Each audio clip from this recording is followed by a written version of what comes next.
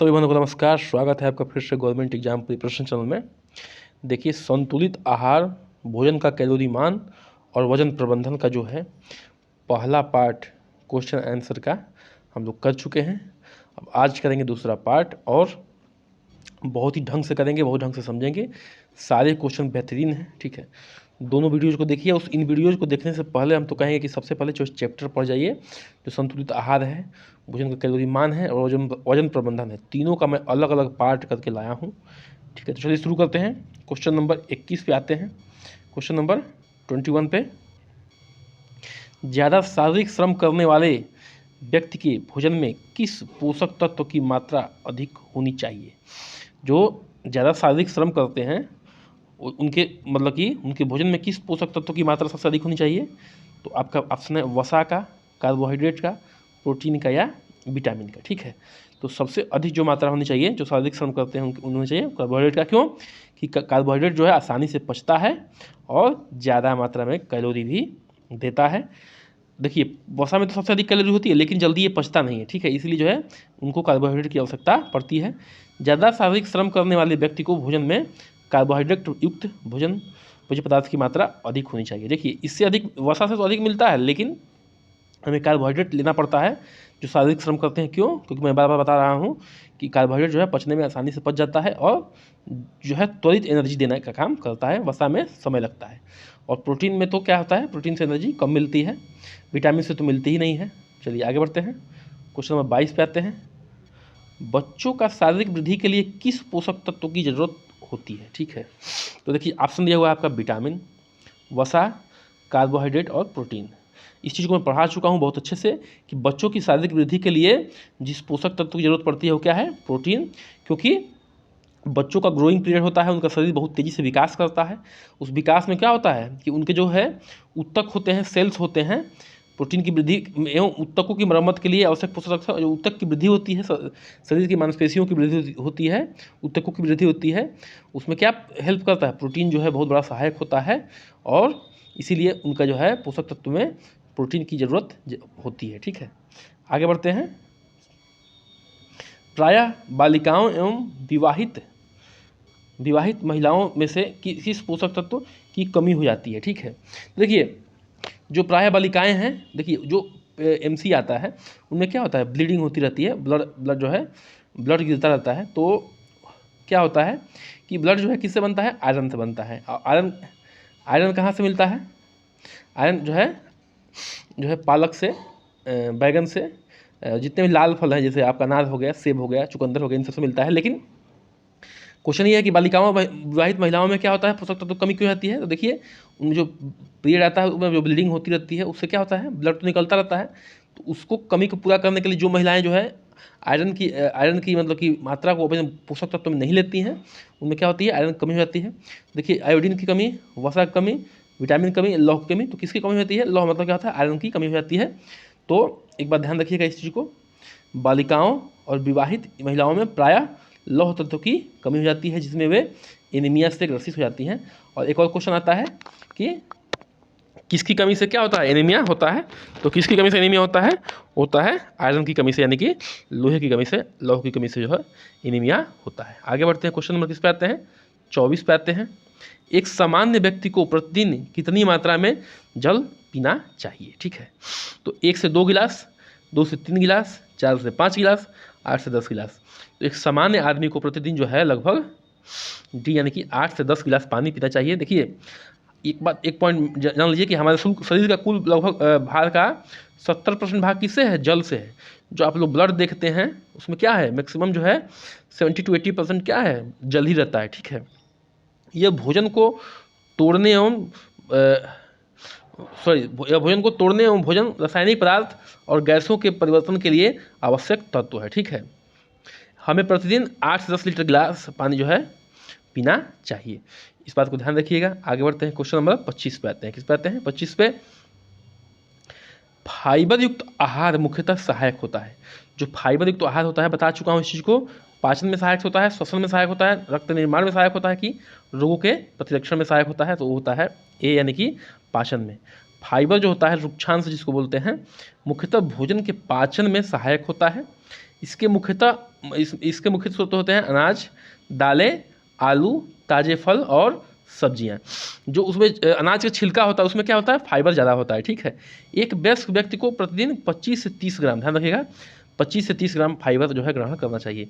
ये डाटा बिल्कुल इंपॉर्टेंट है। क्या है इंपॉर्टेंट है, जो डाटा इसमें दिया हुआ है डाटा, उसको एकदम ध्यान से आपको याद कर लेने हैं और बार बार अभ्यास से याद हो जाएगा, कोई बड़ी चीज़ नहीं है, ठीक है।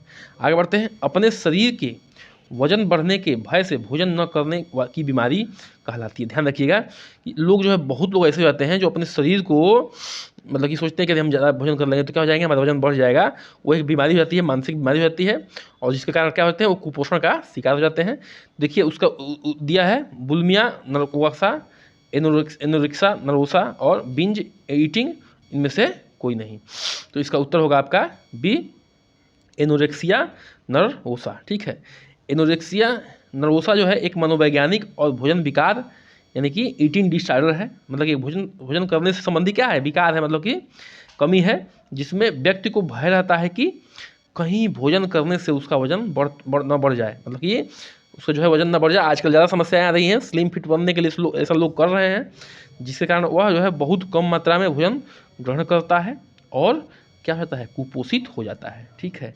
आगे बढ़ते हैं, इस चीज़ को ध्यान से सुन लीजिएगा और इस रोग को याद कर लीजिएगा। क्वेश्चन नंबर आते हैं 27 पे। कम से कम समय में ज़्यादा से ज़्यादा देता हूँ, ठीक है। एकदम बिल्कुल आप ध्यान केंद्रित रखिए। थोड़ा मैं जानता हूँ स्पीड अधिक रखता हूँ, क्योंकि लेक्चर में बड़ा नहीं करना चाहता कि, और नहीं आपका समय मैं ख़राब करना चाहता हूँ, ठीक है। चलिए शुरू करते हैं। अगला क्वेश्चन 27। एक व्यक्ति बार बार अधिक मात्रा में भोजन ग्रहण करता है और वजन बढ़ने से बचने के लिए वह उल्टी करता है, वह किस विकार से ग्रसित है?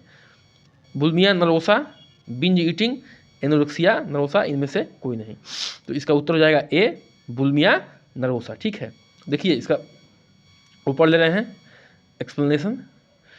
बुलिमिया नर्वोसा जो होता है, भोजन के विकार से ग्रसित व्यक्ति बार बार अधिक मात्रा में भोजन करता है, ज़्यादा भोजन करता है और वजन बढ़ने से बचने के लिए क्या करता है, उल्टी करता है, ठीक है। अब देखिए इस तरीके के जो है लोगों के अंदर विकार आ जाते हैं। देखिए यह है बुलिमिया नर्वोसा, जो बहुत ज़्यादा भोजन करने के बाद अपने भोजन मतलब कि अपने वजन को बढ़ने के डर से क्या कर देते हैं, वो लोग उल्टी करते हैं। चलिए आगे बढ़ते हैं, क्वेश्चन नंबर 28 पे आते हैं। कठोर परिश्रम करने वाला पुरुष की दैनिक ऊर्जा की आवश्यकता होती है। देखिए एक सामान्य आदमी को जो डिफाइन किया गया है, वो कितना किया गया है, गांव में 2400 कैलोरी और शहरों में 2100 कैलोरी। अब यहाँ दिया है 2000 कैलोरी। जो कठोर परिश्रम करता है उसकी बात हो रही है। 2000 kilo calorie, 2500 kilo calorie, 3600 kilo calorie और 7000 किलो कैलोरी। तो इसका जो उत्तर हो जाएगा वो है 3600 किलो कैलोरी, क्योंकि नॉर्मल को कितना चाहिए, 2400 किलो कैलोरी चाहिए गांव में, जो कठोर जो काम करते हैं गांव में लोग रहते हैं। लेकिन ये कठोर काम कर रहा है तो कितना, इसको कितना चाहिए, 3600 चाहिए। ये बहुत ज़्यादा हो जाएगा। 7000 क्या हो जाएगा, 7000 किलो कैलोरी बहुत ज़्यादा हो जाएगा। देखिए कठोर परिश्रम करने वाला पुरुष की दैनिक ऊर्जा जो है आवश्यकता लगभग 3600 से 4000 किलो कैलोरी तक होती है। आगे बढ़ते हैं, क्वेश्चन नंबर 29 पे आते हैं। एक साधारण कार्य करने वाली महिला की दैनिक ऊर्जा की आवश्यकता होती है। जो साधारण कार्य करती है, घर में रहती है, झाड़ू पोछा करती है, खाना बनाती है, चावल बीनती है, ये सब करती है, उसके लिए कितने कैलोरी की ऊर्जा की आवश्यकता होती है? तो 1900 कैलोरी की, किलो कैलोरी की, 2225 किलो कैलोरी की, 2600 किलो कैलोरी की या 2400 किलो कैलोरी की। तो उसका उत्तर हो जाएगा आपका ए, यानी कि साधारण कार्य करने वाली महिला को दैनिक ऊर्जा आवश्यकता लगभग 1900 किलो कैलोरी की आवश्यकता होगी। चलिए क्वेश्चन नंबर 30 पे आते हैं। किस पे आते हैं, क्वेश्चन नंबर 30 पे। और 30 का क्वेश्चन है कि निम्न से कौन अति पोषण से होने वाला रोग नहीं है? ध्यान रखिएगा, रोग नहीं है की बात हो रही है कि अति पोषण मतलब कि आवश्यकता से अधिक कैलोरी लेने पर जो है कौन सा रोग नहीं होता है? मोटापा नहीं होता है, उच्च रक्तचाप नहीं होता है, कि हृदय रोग नहीं होता है, कि स्कर्वी नहीं होता है। ध्यान रखिएगा, स्कर्वी किसकी कमी से होता है? जो है विटामिन सी की कमी से होता है, विटामिन सी की कमी से होता है स्कर्वी, न कि मोटापे की वजह से होता है। तो इस बात को ध्यान रखिएगा। और जो ये जो तीनों दिया हुआ है, ये किसकी वजह से होता है? अधिक कैलोरी की वजह से होता है। तो तीसरे का उत्तर हो जाएगा आपका डी ऑप्शन, यानी कि स्कर्वी जो होता है वह किसकी वजह से नहीं होता है? अति पोषण की वजह से नहीं होता है, ठीक है। अति पोषण के कारण जो है मोटापा होता है, उच्च रक्तचाप होता है, हृदय रोग होता है, मधुमेह होता है मतलब कि शुगर होता है, और आदि बीमारियां हो जाती हैं, जबकि स्कर्वी जो है विटामिन सी की कमी से होती है। आगे बढ़ते हैं, क्वेश्चन नंबर 31 पे आते हैं। किस पे? 31 पे। निम्न में से कौन सा सुपोषित व्यक्ति का लक्षण नहीं है? मतलब जो है सुपोषित व्यक्ति होता है उसमें कौन सा उसका लक्षण नहीं है? सुपोषित मतलब जो एकदम संतुलित भोजन करता है, ठीक है, उसको क्या कहेंगे? सुपोषित व्यक्ति कहेंगे। सही समय पर गहरी नींद, सही पाचन, मोटापा या सुगठित शरीर। तो जो है नहीं की बात हो रही है, तो इसमें कौन सा नहीं होगा? सी नहीं, मोटापा नहीं होगा। जो संतुलित भोजन कर रहा है उसको मोटापा कहाँ से होगा? बल्कि उसको सही नींद आएगी, जो सही पाचन तंत्र काम करेगा और सुगठित शरीर रहेगा। तो मोटापा अति पोषण का कारण होता है जो कुपोषित अवस्था को प्रदर्शित करता है। देखिए कुपोषित दो तरीके से लोग होते हैं, एक तो अल्प पोषण में, एक जो है अति पोषण में। अल्प पोषण में क्या होता है? जो संतुलित भोजन से कम पोषण लेते हैं। अति पोषण में क्या होता है? जो संतुलित भोजन से अधिक पोषण लेते हैं। दोनों क्या होता है? स्वास्थ्य के लिए बड़ा हानिकारक चीज होती है। आगे बढ़ते हैं, क्वेश्चन नंबर 32 पे आते हैं। खनिज लवण हमारे शरीर के कुल भार का कितने प्रतिशत भाग का निर्माण करते हैं? जो खनिज लवण होता है वो हमारे शरीर के कुल कितने भार का प्रतिशत का निर्माण करता है? तो आपका ऑप्शन दिया हुआ है 15 से 20%, 20 से 30%, 30 से 40% और 4 से 5%। तो इसका उत्तर हो जाएगा आपका डी। ठीक है, हमारे शरीर के कुल भार का 4 से 5% भाग का निर्माण जो है खनिज लवणों से होता है। खनिज लवणों की प्राप्ति हमें भोजन से होती है। किससे होती है? जो खनिज लवण की प्राप्ति होती है हमें कैसे होती है? भोजन से होती है। हमारे शरीर में लगभग 9 खनिज लवण पाए जाते हैं। कितने? सॉरी, हमारे शरीर में कितने पाए जाते हैं? 19 खनिज लवण पाए जाते हैं। इसको हम लोग अगले चैप्टर में बहुत ही विस्तार से पढ़ेंगे और बहुत ही ढंग से पढ़ेंगे। ठीक है, आगे बढ़ते हैं, क्वेश्चन नंबर 33 पे आते हैं। गर्भवती स्त्रियों में प्रायः किस खनिज लवणों की कमी हो जाती है? कैल्शियम और आयरन की। जो गर्भवती महिलाएं होती हैं उनमें किस खनिज लवण की कमी हो जाती है? तो आयरन कैल्शियम की, सोडियम और आयोडीन की, सोडियम और पोटेशियम की, और पोटेशियम और आयोडीन की। देखिए जो मान लीजिए कि ये गर्भवती महिला है, ठीक है, और इसके पेट में मान लीजिए कि क्या पल रहा है? एक बच्चा पल रहा है। ठीक है, ये बच्चा जो पेट में पल रहा है, तो ये बच्चा क्या होता है? इसको चाहिए अपने शरीर के विकास के लिए क्या चाहिए? अपने बोन्स के विकास के लिए चाहिए कैल्शियम चाहिए। ठीक है, कैल्शियम चाहिए। और अपने ब्लड के विकास के लिए क्या चाहिए? आयरन चाहिए। वो कहाँ से लेता है? ये माता से लेता है। ठीक है, तो माता से लेता है तो इसमें जो है माता में आयरन और कैल्शियम की कमी हो जाती है। जब आयरन और कैल्शियम कमी होती है तो उसको कहाँ से पूरा करना पड़ता है? जो है वो बाहर से सोर्स लेके, या तो टैबलेट खाए आयरन कैल्शियम की, या अन्य जो है फलों से या दूध दही से जो है अपने आवश्यकता की, मतलब कि अपने आयरन कैल्शियम की कमी को पूरी करें। तो क्या होता है? जो है गर्भवती महिलाओं में जो ये बच्चे होते हैं, आयरन और कैल्शियम की ज़रूरत पड़ती है, वो लेते हैं अपने माँ से। तो इसलिए जो है गर्भवती महिलाओं में कैल्शियम और आयरन की क्या होती है? कमी हो जाती है। ठीक है, ये ध्यान रखिएगा। आगे बढ़ते हैं, क्वेश्चन नंबर 34 पे आते हैं। किसी व्यक्ति का बॉडी मास जो इंडेक्स होता है BMI ज्ञात करने के लिए किन तथ्यों की आवश्यकता होती है? बिल्कुल ये इंपॉर्टेंट क्वेश्चन, ध्यान रखिएगा कि बॉडी मास इंडेक्स ज्ञात करने के लिए फार्मूला याद कर लीजिएगा, मैं बताया हूँ बहुत विस्तृत अच्छे तरीके से। उसके वजन की आवश्यकता होती है, उसकी लंबाई की आवश्यकता होती है, वजन और लंबाई दोनों की आवश्यकता होती है, उसकी आय की आवश्यकता होती है। देखिए इसमें जो है सी ऑप्शन सही होगा कि वजन और लंबाई दोनों की आवश्यकता होती है। ये फार्मूला याद करवाए थे हम आपको, ये फार्मूला बेहतरीन एग्जाम्पल देके भी करवाए थे, याद कर लीजिएगा। किसी व्यक्ति को BMI ज्ञात करने के लिए उसके वजन और लंबाई दोनों की आवश्यकता। देखिए ये बॉडी मास इंडेक्स है, BMI है, इसका फार्मूला है BMI का। ठीक है, और ये है वजन चाहिए, उसको निकालने के लिए वजन चाहिए और लंबाई चाहिए, किसमें? मीटर में। तो दोनों चाहिए, वजन भी चाहिए और लंबाई भी चाहिए। जब तक ये दोनों नहीं होगा तब तक क्या नहीं निकलेगा? BMI नहीं निकलेगा। तो ध्यान रखिएगा, इसको कैसे क्वेश्चन बना के दिए हैं, बहुत अच्छे से ऐसे ही प्रश्न आ सकते हैं। बिल्कुल टेक्निकल प्रश्न है और ऐसे ही प्रश्न आने की संभावना आजकल है। ठीक है, अब देखिए मैं चार्ट बनाने के लिए आपको याद करने के लिए कहा था, उस चार्ट पे क्वेश्चन आ चुका है। एक समान भार वाले व्यक्ति की BMI स्कोर कितना होता है? अगर आप ये चार्ट याद नहीं रखेंगे तो बिल्कुल आप जो है धोखा खा जाएंगे। देखिए, और एक और चीज़ याद रखना है कि आपको जो BMI का यूनिट क्या होता है, तो BMI का यूनिट होता है, ध्यान रखिएगा, यूनिट केजी मीटर स्क्वायर।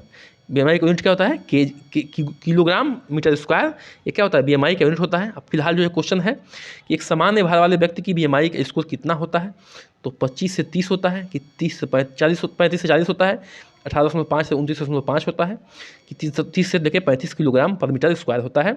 तो WHO के अनुसार बीएमआई का स्कोर मैं दिया हूँ, इसका उत्तर फिलहाल हो जाएगा सी 18.5 से 24.9 तक। तो ये देखिए व्यक्ति की श्रेणी और बीएमआई स्कोर दिया हुआ है यहाँ पे। कम वजन वाले कितना होता है 18.5 से कम होगा बीएमआई उसका। समान वजन के लिए क्या होगा 18.5 से लेके 24.9 तक होगा। अधिक वजन के लिए क्या होगा 25 से लेके 29.9 तक होगा। मोटापे के लिए क्या होगा 30 से लेके 34.9 तक होगा। मोटापे वर्ग 2 में क्या होगा 35 से लेके 39.9 तक होगा। और मोटापे वर्ग 3 में क्या होगा 40 से अधिक होगा। इन चीज़ों को ध्यान रखिएगा। क्वेश्चन नंबर आते हैं हम लोग 36 पे। किस पे 36 पे, निम्नलिखित में से किस स्थिति में शरीर का वजन बढ़ता है। मैं बता चुका हूँ कई बार, फिर बना के बता चुका हूँ, फिर बता देता हूँ कि देखिए जब शरीर का वजन कब बढ़ेगा जब आप जो है कैलोरी अधिक लेंगे किससे भोजन करके, और उस कैलोरी को खर्च नहीं कर पाएंगे, यानी कि शारीरिक एक्सरसाइज से आप जो है उस कैलोरी को खर्च नहीं कर पाएंगे, तो क्या हो जाएगा आपका वजन बढ़ जाएगा। ये चीज़ दिया हुआ है कि ग्रहण की गई कैलोरी जो है बराबर खर्च की गई कैलोरी में क्या होगा आपका शरीर क्या रहेगा बराबर हो गया दोनों। अब जो है जो भी कैलोरी खा रहे हैं और वो कैलोरी क्या कर दे रहे हैं खर्च कर दे रहे हैं, तो क्या हो जाएगा इसमें तो संतुलित शरीर रहेगा, संतुलित शरीर रहेगा। ठीक है, संतुलित रहेगा आपकी शरीर। अब देखिए जो ग्रहण की गई कैलोरी है इसमें खर्च की गई कैलोरी क्या है कम है, किससे ग्रहण की गई कैलोरी से। ग्रहण की गई कैलोरी क्या है अधिक है जो खर्च कर रहे हैं, तो इसमें क्या होगा आपको मोटापा हो जाएगा, यानी कि वजन बढ़ जाएगा। और ग्रहण की गई कैलोरी क्या है कम है, मतलब भोजन से जो है कैलोरी कम ले रहे हैं, और खर्च की गई कैलोरी कितना है अधिक है, तो इसमें क्या हो जाएगा वजन क्या हो जाएगा आपका वजन क्या हो जाएगा घट जाएगा। क्या हो जाएगा वजन घट जाएगा। फिलहाल इसका उत्तर पूछा है कि वजन बढ़ता किस में है, तो इसका उत्तर बी हो जाएगा कि शरीर द्वारा भोजन से प्राप्त ऊर्जा की मात्रा यदि उसके द्वारा खर्च की गई ऊर्जा से अधिक होगा तो क्या होगा शरीर का वजन बढ़ेगा। ठीक है, आगे बढ़ेंगे। क्वेश्चन नंबर 37 पे आते हैं। यदि मानव शरीर द्वारा भोजन से प्राप्त ऊर्जा की मात्रा उसके द्वारा खर्च की गई ऊर्जा के बराबर हो तो उसका वजन क्या होगा। देखिए ये बढ़ेगा, मतलब जो उतना ले रहा है उस उतना ही जो है खर्च भी कर रहा है, तो कम होगा क्या होगा तो उसका वजन बढ़ेगा कि कम होगा, ये संतुलित रहेगा या इनमें से कोई नहीं। तो इसका उत्तर हो जाएगा सी। अभी ऊपर एक्सप्लेन कर चुका हूँ, जितना ले रहा है जितना खाने में कैलोरी ले रहा है उतना ही खर्च कर दे रहा है, तो क्या हो जाएगा उसका शरीर जो है संतुलित रहेगा। यदि मानव शरीर द्वारा भोजन से प्राप्त ऊर्जा उसके द्वारा खर्च की गई ऊर्जा के बराबर होगा तो उसका वजन जो है संतुलित रहेगा। आगे बढ़ते हैं, क्वेश्चन नंबर 38 पे आते हैं। निम्न में से कौन सा शरीर का वजन कम करने में सहायक नहीं है। वजन जो है कम करने में सहायक नहीं है, तो व्यायाम, वसा का सेवन, सूप का सेवन और कम कैलोरी वाले खाद्य पदार्थ। देखिए वसा क्या करता है हमारे शरीर में बहुत अधिक ऊर्जा देता है, तो इसका सेवन करेंगे तो क्या होगा हमारी जो है वजन कम नहीं होगा। ठीक है, बाकी व्यायाम करेंगे तो वजन कम होगा क्योंकि हम शारीरिक एक्सरसाइज कर रहे हैं, कैलोरी को खर्च कर रहे हैं। सूप से क्या होगा, सूप जो होता है वो भी सब्जियों से बनता है और हल्का गर्म होता है, वो भी क्या करता है शरीर के वजन को कम करने में सहायता करता है, और कम कैलोरी वाला खाना तो करता ही करता है। तो अत्यधिक वसा के सेवन से क्या होगा मोटापा बढ़ता है। कृपया करके चैनल को सब्सक्राइब करिए, लाइक करिए, शेयर करिए। आप साथ लगे हुए हैं, देखिए हम आपके जीवन को आपके करियर को बनाने में पूरी के पूरी तरह से डेडिकेट हैं। आप जो है आप कोई कॉमेडी शो नहीं कर रहे हैं कि आप जो है आप लोग कॉमेडी शो को तुरंत और फिल्म वाले चैनल को तुरंत कर देते हैं, सब्सक्राइब कर देते हैं, लेकिन जो आपके साथ एकदम लगा हुआ है कि भैया कैसे भी हमारे बहनें जो है सक्सेस जो है उनके चैनल को आप लोग सब्सक्राइब नहीं करती हैं, थोड़ा सा ये सोचने वाली बात हो जाती है। क्या चलिए आप जो है सब्सक्राइब करिए। आगे बढ़ते हैं, क्वेश्चन नंबर 39 पे आते हैं कि हमारे शरीर के कुल भार का कितना प्रतिशत भाग जो है प्रोटीन से बना होता है। हमारे शरीर का कुल भार का कितना प्रतिशत भाग जो है प्रोटीन से बना होता है, तो 60%, 50%, 40% और 20%। सारे डाटा आपको याद होने चाहिए। तो हमारे शरीर का मैं बार बार कहता हूँ कि आप लोग क्या करिए नोट्स बनाइए क्योंकि आपका जब हाथ चलेगा तो आपके सबकॉन्शियस माइंड में जो है ज्ञान जाके बैठेगा, और आपके कितना भी हम दे देंगे PDF, लेकिन आप जो है जब तक अपने हाथ से नोट्स नहीं बनाएंगे आपको ज़्यादा दिन तक याद नहीं रहेगा। इस बात को लिख लीजिए, झूठी मेहनत करना छोड़िए और अपने जो है टेबल कुर्सी पर बैठ के लिख के पढ़ना चालू करिए। बिल्कुल मैं बता रहा हूँ, नहीं तो जो है सफलता बहुत दूर हो जाएगा बहनों। ठीक है, हमारे शरीर के कुल भार का लगभग जो है 20% भाग जो है प्रोटीन से बना होता है। किससे बना होता है 20% भाग जो है प्रोटीन से बना होता है। चलिए आगे बढ़ते हैं आज के लास्ट प्रश्न पे कि प्रायः किशोरावस्था में भोजन से जुड़ी कौन सी समस्याएं पाई जाती है। किशोरावस्था मतलब क्या कि जो है 12 से लेकर 18 वर्ष तक की अवस्था में कौन से जो है भोजन से संबंधित समस्याएं पाई जाती हैं, तो अनियमित भोजन, स्नैक्स का उपयोग, फास्ट फूड का उपयुक्त तीनों। तो बिल्कुल देखिए, जो बच्चे जो है इस उम्र के अंतर्गत होते हैं वो क्या करते हैं, अनियमित भोजन करते हैं, ठीक है, और स्नैक्स का उपयोग करते हैं ज़्यादा, और फास्ट फूड का उपयोग ज़्यादा करते हैं। तो किशोरावस्था में जो है अनियमित भोजन, फास्ट फूड, स्नैक्स उपयोग, डाइटिंग क्या समस्याओं का, इत्यादि समस्याओं का क्या होता है, जूझना पड़ता है इन बच्चों, किशोरावस्था में बच्चों को, और ये तीनों जो है ऑप्शन सही है, ठीक है। इसी के साथ आज के सेशन को करते हैं समाप्त। देखने के लिए धन्यवाद, बने रहिए हमारे साथ। नमस्कार, जय हिंद।